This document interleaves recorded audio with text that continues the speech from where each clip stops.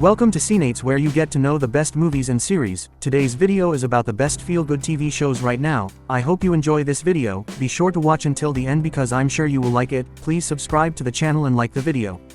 Kunk on Earth 2022. Kunk on Earth is an award-winning British mockumentary series that follows Philomena Kunk as she travels the globe and interviews real-world experts. Awkward pauses and bizarre questions will soon give way to gut-busting laughter, for audiences at least. Morgan's deadpan delivery has rightly earned her a nomination for the British Academy Television Award for Best Female Comedy Performance. Her performance makes the series a true standout, as she doesn't shy away from truly cringe-worthy comedy that results in some hilarious scenes with confused interviewees.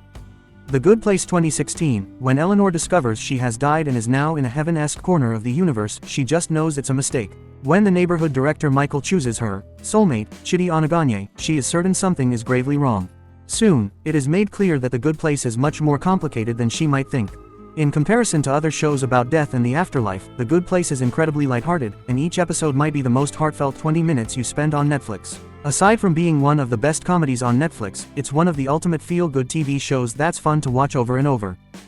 Queer Eye 2018. Queer Eye is unequivocally Netflix's most successful reality television series. A reboot of the 2000 series Queer Eye for the straight guy, Queer Eye hosts the Fab Five. Experts Jonathan Van Ness, Tan France, Anthony Porowski, Bobby Burke, and Karamo Brown, who travel around the world and help people get their lives together. From advising about personal grooming, home renovation, style, food, and life, the show isn't smooth sailing but is always well-intentioned. Full disclosure.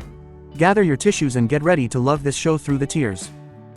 Community, 2009. Community is an iconic sitcom streaming on Netflix that revolves around an odd gang of community college students who join a study group and eventually become friends. The show follows these individuals as they negotiate their coursework, relationships, and personal difficulties while attempting to make sense of their time at community college. With its intelligent and hilarious writing and diverse and charming group of characters, the series is likely to get audiences hooked. Community is a must-see series that has stood the test of time as a comedy that manages to be both hilarious and clever, with iconic characters that have a special place in fans' hearts even today. Heartstopper, 2022. The modern tale of saccharine love, Heartstopper, quickly became part of the best feel-good Netflix shows when it premiered in 2022.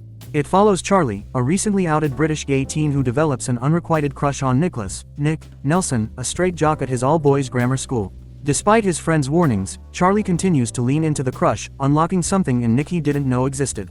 Inspired by a webtoon and graphic novel of the same name, the show features characters of every gender and sexuality. The novel is squeal-worthy, and its Netflix TV adaptation has people of all ages swooning over Nick and Charlie. Fans were not disappointed by Heartstopper Season 2, proving enduring interest in Netflix's hit series. Parks and Recreation. Parks and Recreation is the perfect, warm-hearted, I need to feel good about the world right now comedy. It's about a group of municipal employees in the made-up town of Pawnee, Indiana, who, at the end of the day, love each other and take care of their community. A lot of comedy is cynical, but Parks and Rec always manage to be funny and remain optimistic about society, our intentions, and even about politics. Forgive me, creator Michael Schur, but I do recommend viewers skip Season 1. The show takes a while to find its feet. Things really get good when Adam Scott and Rob Lowe show up midway through Season 2. 30 Rock. 30 Rock, Tina Fey's comedy very loosely based on her own time working at Saturday Night Live, is more cynical than Parks and Recreation, but it also may be one of the funniest TV shows ever made. The hijinks on this show are so outlandish, in part because the characters are so rich and privileged that they live in their own bizarre universe, that they are totally distracting from real life. That said, the full cast of characters hailed from such varied backgrounds, political perspectives and socio-economic circumstances that the clash is made for smart, subversive social commentary. This is a show that will make you think, but far enough back in time and absurd enough in its setting that you won't risk pondering the current state of the world. Happy Endings. Happy Endings is a highly underrated sitcom that takes a Friends-like premise, but sub out New York for Chicago and the coffee shop for a bar, and makes the sorts of jokes that Friends never would have dared to try. The 6 friends who make up the show's core group are neurotic, narcissistic and just plain messy. The show begins with one character leaving another at the altar. They have developed their own language that you may find you begin using in your daily life. What differentiates the show from other, hangout, comedies is how it subverts and mocks the typical tropes of the genre. The perfect married couple turn their reversal of gender roles into a kink. The would-be cool guy is constantly mocked for his lame taste in music and V-neck shirts. Lovesick. We are getting into slightly dramatic territory here, so be forewarned. But Lovesick, which never got the attention it deserved because of an unfortunate decision to initially name the show Scrotal Recall, is a comedy at its heart, focused on 3 roommates and their romantic travails. The show begins when one of the roommates, Dylan, finds out he has chlamydia.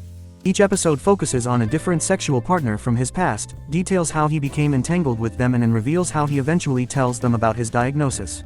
It becomes quickly apparent that Dylan and his roommate Evie have, at different times, held torches for one another.